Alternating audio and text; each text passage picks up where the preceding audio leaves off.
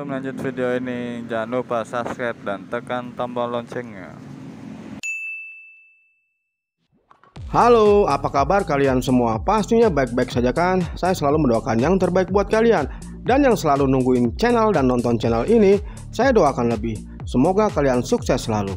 Oke, tidak lupa untuk mengingatkan, gunakan masker, cuci tangan, jauhi kerumunan, jaga jarak, dan pastikan mobilitas Anda berkurang.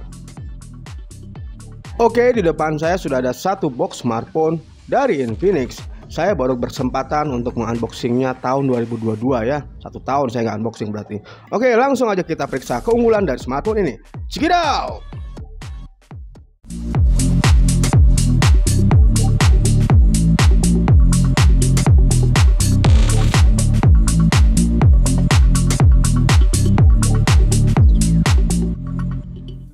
Oke, kita langsung aja unboxing. Kita buka terlebih dahulu plastik yang masih membungkus box ini. Dilanjut dengan membuka boxnya. Langsung kita bertemu dengan smartphone-nya yang masih tertempel stiker seperti ini. Saya letakkan dulu di tempat yang aman. Kemudian di bagian bawahnya terdapat satu buah kepala charger, kabel data, dan pengisian daya yang berbentuk USB Type-C. Lalu terdapat satu buah SIM ejector, buku petunjuk, dan kartu garansi.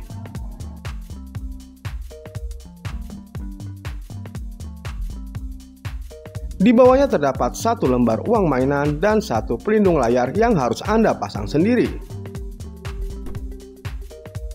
Dan terakhir, untuk melindungi bagian bodi belakang dari smartphone ini telah tersedia soft case yang berwarna hitam seperti ini.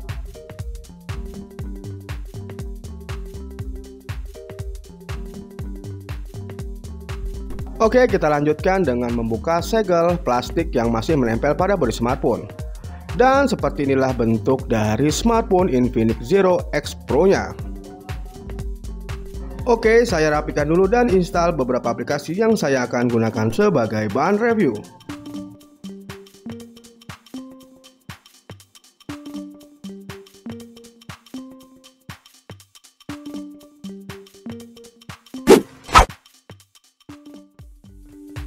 Jika saya melihat dari desainnya, wajar kalau Infinix Zero X Pro bisa disebut sebagai smartphone Infinix yang punya looks paling premium. Perangkat ini hadir dalam dua opsi warna dan bodi belakang yang berbeda. Selain warna Nebula Black, juga ada warna Tuscany Brown yang menggunakan material kulit vegan. Infinix Zero X Pro tampil menggunakan material kaca depan belakang. Bagian sampingnya memang masih terasa seperti plastik, namun bukan menjadi masalah.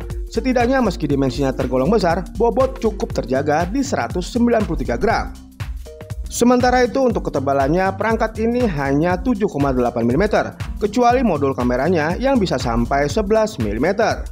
Jika kamu khawatir akan munculnya baret, softcase yang diberikan dalam paket penjualan mampu melindungi dengan efektif. Kemudian kamu tidak akan menemukan sensor sidik jari di belakang maupun di samping karena sudah terintegrasi di layar alias pakai teknologi in-display. Lanjut kita bahas tentang layar dari perangkat ini. Dari desain, Infinix Zero X Pro juga unggul dalam tampilan layar. Selain memiliki dimensi luas mencapai 6,67 inch, panel yang digunakan sudah AMOLED. Dikarenakan telah menggunakan panel AMOLED, memiliki tingkat kontras yang tinggi, saturasi warna yang baik, plus warna hitam yang pekat. Kemudian untuk resolusinya sudah memiliki resolusi Full HD Plus dengan kecerahan maksimum 700 nits. Bisa dibilang oke saja. Dan oke juga untuk penggunaan luar ruangan. Lalu ada yang spesial dari layar ini, yaitu telah didukung refresh rate yang mencapai 120 Hz. Menjadikan konten yang ditampilkan bisa bergerak sangat halus saat digulirkan. Untuk itu Infinix Zero X Pro punya chip display khusus, mengingat chipsetnya sejatinya hanya mendukung refresh rate 90 Hz. Dan untuk itu maka disebut penggunaan dual chip. Apakah ada kekurangan dari bagian layar ini? Menurut saya sedikit bingung kenapa Infinix memberikan aksen warna silver yang melingkar pada kamera ponselnya, menjadikan layarnya jadi nggak seamless gelapnya ketika layar sedang mati. Terkait ini, Infinix Zero X Pro memang punya fitur always on display, tapi nggak bisa selalu menyala. Nah, bingung kan? Kemudian warna yang ditampilkan saat kita menonton konten video cukup memuaskan.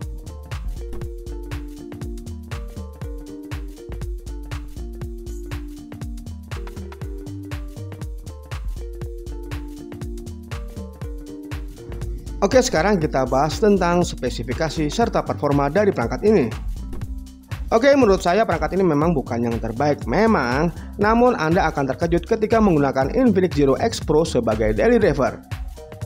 Saya tidak menemukan banyak kasus di mana smartphone terasa lag atau lambat, walaupun tergolong lawas untuk chipsetnya yaitu menggunakan MediaTek Helio G95. Chipset MediaTek Helio G95 masih oke untuk penggunaan masa kini, bahkan suhunya pun juga masih terjaga berkat sistem pendingin khusus dari Infinix. Smartphone ini menjalankan XOS 7.6 yang berbasis Android 11 dan didukung dengan konfigurasi memori 8GB dan penyimpanan internal UFS 2.2 hingga 256GB. Dari semua hal keren yang ditawarkan oleh Infinix Zero X Pro, penggunaan chipset MediaTek Helio G95 memperjelas posisinya di kelas menengah. SoC tersebut masih dibuat dalam proses teknologi 12 nanometer dengan CPU octa-core yang terdiri dari 2 kali Cortex A76 dan Cortex A55. Kemudian disandingkan dengan GPU Mali G76 MC4. Pada pengujian performa menggunakan metode sintetis yaitu aplikasi benchmark AnTuTu versi 9, raihan skor yang diraih oleh Infinix Zero X Pro ini terbilang cukup. Meraih skor di angka 350 ribuan.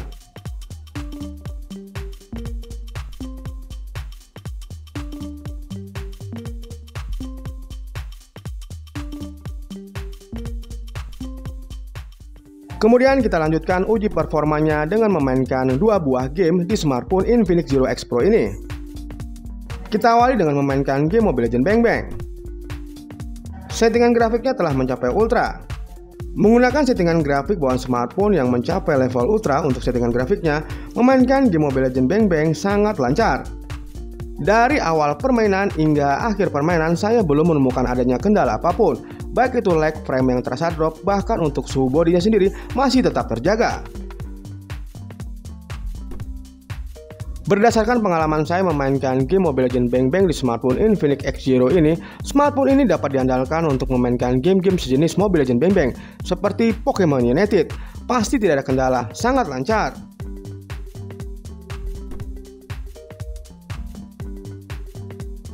Kemudian kita beralih memainkan game berat untuk uji performa memainkan game di smartphone ini, yaitu memainkan game Genshin Impact di smartphone Infinix X0 Pro.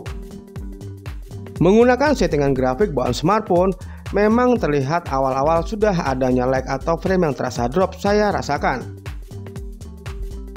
Memainkan game Genshin Impact di rentan waktu 60 menit memang cukup lancar. Walaupun ada kendala seperti lag atau frame yang terasa drop, tapi kadang-kadang nggak sering, masih membuat kita nyaman untuk memainkan game Genshin Impact di smartphone ini. Namun untuk temperatur perangkat atau suhu bodinya saat memainkan game Genshin Impact di smartphone ini, untuk temperaturnya beranjak naik. Saya merasakan hawa yang cukup hangat dari belakang bodi. Beralih kita sekarang uji performa dari audionya. Menggunakan setup dual speaker menghasilkan suara yang nyaring, gahar, dan kencang. Berikut adalah contoh keluaran audio dari speaker Infinix X0-nya.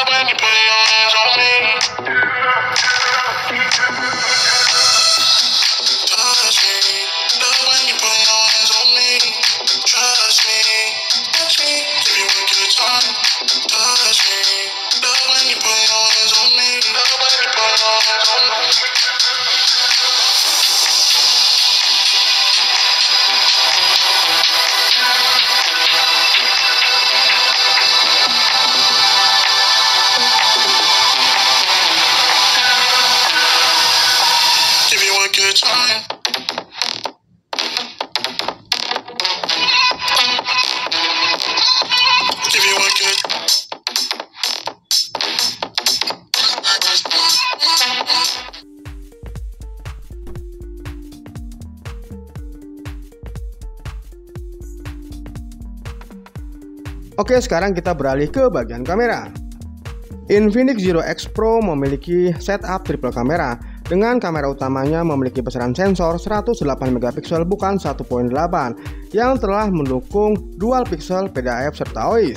Kemudian ada sensor 8 megapiksel dengan bukan 3.4, yaitu sebagai periskop teleskop, telah didukung PDAF 5 kali optical zoom serta OIS. Yang terakhir sensor 8 megapiksel bukan 2.3 yang berguna sebagai ultrawide. Kemudian kita beralih ke kamera selfie, memiliki single kamera yang berukuran 16 megapiksel yang berguna sebagai sensor wide. Yang istimewa dari kamera selfie telah didukung dengan fitur dual lead flash. Kamera utama serta kamera selfie-nya mampu merekam video hingga resolusi 4K per 30 fps. Menurut pengalaman saya, kamera depannya halus pada bagian wajah. Meski dalam kondisi cahaya yang berlimpah sekalipun, warna kulit juga cenderung sedikit purplish. Untungnya mode malam masih tersedia untuk kamera depannya. Berikut adalah contoh foto dan video yang dihasilkan dari perangkat ini. Hey guys, kembali sama aku Dendi. Saya Mela.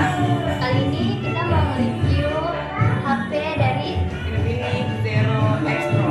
Nah, sekarang kita ini lagi di kamera utamanya dan di pengaturan 720-30 fps. Gimana menurut kalian hasilnya? Kalian bisa lihat sendiri, dan di kamera utamanya ini tuh ada fitur, yaitu fitur kecantikan dan fitur bokeh. Untuk kali ini kita berada di pengaturan 1080-30 fps. Gimana dari yang tadi? Jauh lebih bagus ya, guys. Oke, untuk ini kita berada di pengaturan 4K 30 fps. Nah, untuk di pengaturan 4K juga masih sama, masih ada fitur beauty dan fitur bokeh juga. Dan pastinya jauh lebih bagus kan hasilnya. Ini masih di kamera utamanya. Oke. Oke guys, untuk kali ini kita lagi di kamera selfie-nya nih. Untuk pengaturannya kita berada di pengaturan 720-30 fps. Begini hasilnya, agak sedikit noise ya kak. Iya, betul. Kurang jernih juga ya kayaknya. Iya, agak patah-patah ya.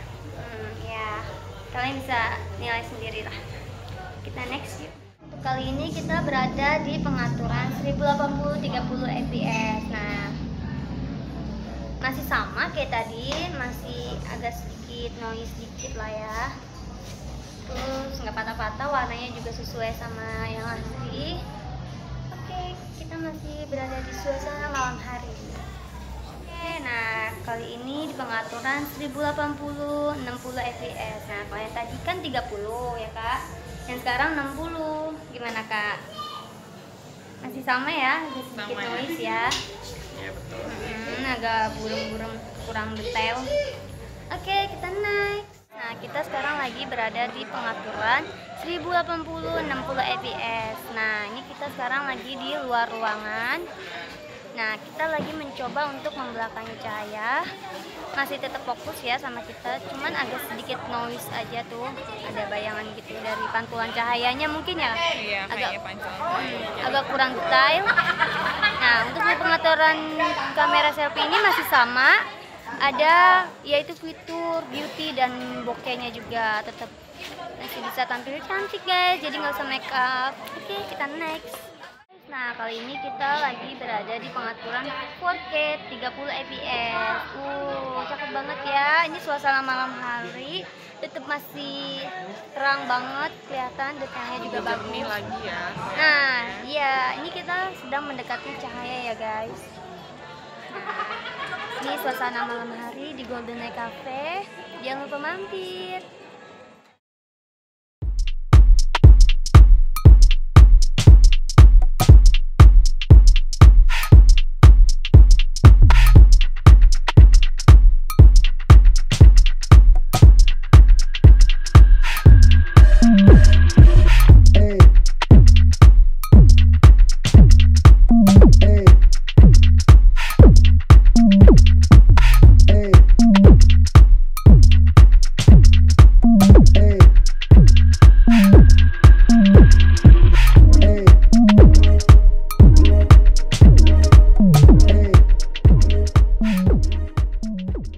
Oke, kita lanjutkan kepada fitur-fitur lainnya. Sangat disayangkan smartphone di rentan harga 4 jutaan ini belum memiliki fitur NFC. Padahal pesaing dari smartphone ini di rentan harga yang sama telah memiliki fitur NFC. Kemudian pada sensor-sensornya ada fingerprint, yaitu under display optical, accelerometer, gyro, proximity, serta kompas. Sedangkan untuk kualitas dari sensor fingerprintnya memang bukan yang tercepat, namun bisa dibilang oke atau baik.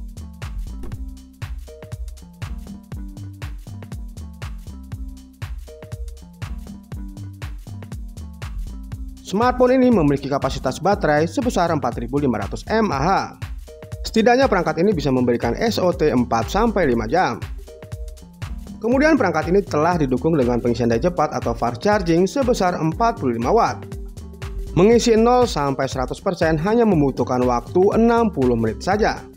Jadi kesimpulannya dari saya adalah Infinix Zero X Pro janjikan value yang tinggi, terutama pada bagian kameranya, membuat mereka yang punya hobi fotografi tertarik untuk memilikinya. Oke, sekian dulu video review singkat dari saya. Terima kasih telah menonton video-video saya. Jangan lupa like, subscribe, share, nyalakan tombol notifikasinya. Dan sampai jumpa lagi di video-video saya selanjutnya. Terima kasih.